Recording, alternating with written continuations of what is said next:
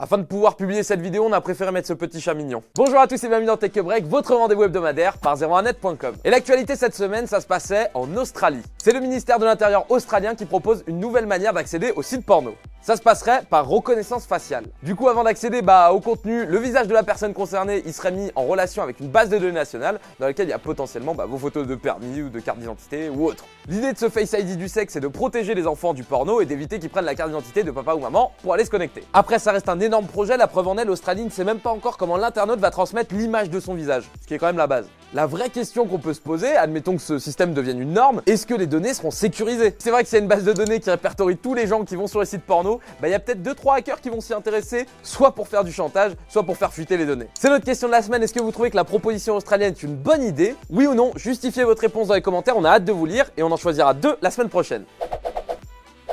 Le chiffre cette semaine, c'est 645 €. C'est le prix que vous devrez payer si vous voulez hacker quasiment n'importe quelle enceinte connectée. Une technique qui a été trouvée par les chercheurs de l'université du Michigan et de l'université des communications électroniques de Tokyo. Alors pour expliquer comment ça marche, on va essayer de simplifier au maximum. Ça s'appuie sur un défaut matériel qu'il y a dans tous les microphones des enceintes connectées et aussi de certains téléphones portables. Comme vous le voyez au-dessus, dans les microphones, il y a ce qu'on appelle un diaphragme. Quand vous parlez à ces enceintes, ça crée une onde de pression qui déforme le diaphragme. Cette déformation, elle est convertie en signal électrique par un circuit intégré qui donne l'action à faire, par exemple donner l'heure ou la météo ou jouer une musique. Si je vous explique ça, c'est parce que les chercheurs ont découvert qu'il n'y avait pas uniquement le son qui pouvait faire bouger ce diaphragme. Il y a aussi la lumière. Ils ont remarqué que si on pointe un laser sur ce diaphragme, on a possibilité de recréer le même mouvement qu'avec du son. Sans trop rentrer dans les détails, on est capable aujourd'hui de retranscrire les fréquences de voix en fréquences de lumière et de faire en sorte qu'elles concordent. Et du coup qu'une personne peut demander à distance ce qu'elle veut à votre enceinte. Ça passe de piloter votre porte de garage connectée, l'ouvrir, la fermer, votre aspirateur robot, vos ampoules, votre serrure connectée et même acheter des objets sur internet. Et oui, une lumière est capable de dire OK Google, achète 5 PS4.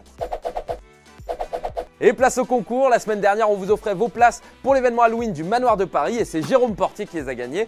Bravo à toi, va voir ton commentaire pour voir comment récupérer ton cadeau. Et cette semaine on vous offre votre aspirateur connecté Ecovacs, il est juste là et il est même compatible Google Home, ça c'est cadeau. Pour participer, il faut le demander dans les commentaires sur YouTube et c'est réservé à nos abonnés.